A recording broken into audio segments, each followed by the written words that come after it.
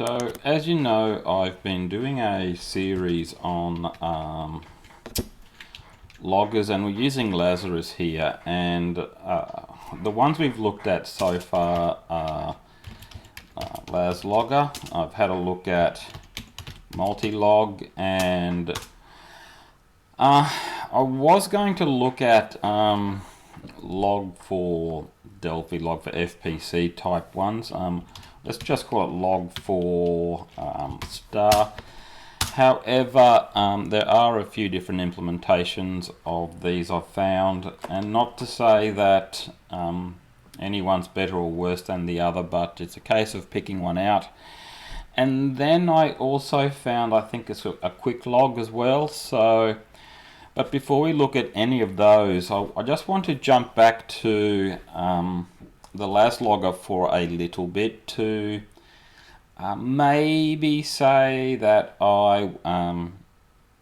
did I treat it a little harshly or not. So that's for you to decide. But I was thinking about some of the features that I've been looking for, and one of those was being able to, let's say, wrap a file over at the end of the day, sort of thing.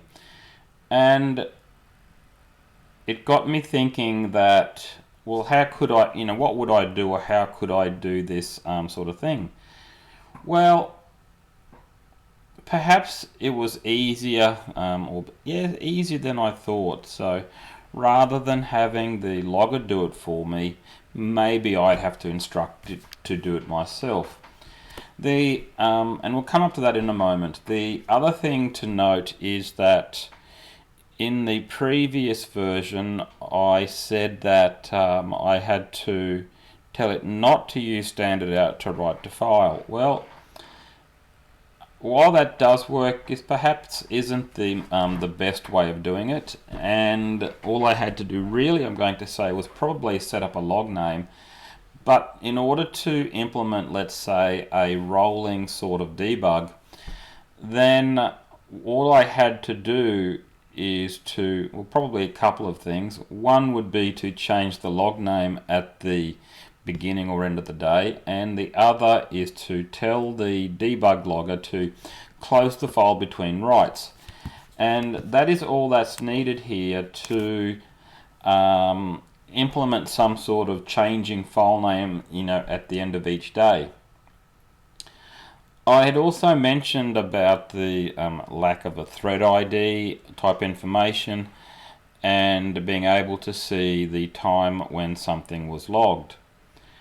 So what I've done here then is, and this is probably a poor man's solution, we'll say, but for the sake of the discussion, what I've done is taken the message that I want to write out here and to wrap it in, this call here, which then outputs the date and time, the thread ID, and the message itself. So if we were to run this program, and we are going to do that in a minute, and maybe even to we'll just build it right now, and then we're going to step into it a little bit here to see what happens. And now what we will do is we're going to run the LazLogger, and now when we open or look for the debug files, I now have two of them. And if I were to open one of them up, or just type one out, I should say, debug log1.log, then now I've got the information which I said was previously missing. Not only that, but now let's say, because I've now set a file name for, let's say, day 2, if I were to look at the second day, then I've got its own log messages. Now, the reason why I'm probably going to do it, let's say in this sort of manner, in day 1 and let's just say for day 1 and day 2, is because I'm not going to actually use the current time to determine the file to write out to.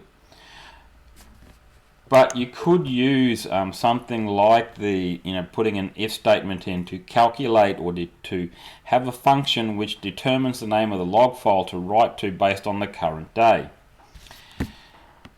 So when by using this close between writes and setting a different name, then we will get something going out to a different file here. So we're going to put a breakpoint here. So that's about it for this particular video here. Hopefully in the next one we can look at another logger, but if you'd like me to look at something else, just let me know in the comments below, and I can't wait to hear from you. Don't forget to like and subscribe. Until next time, happy coding, and I will see you then. Bye.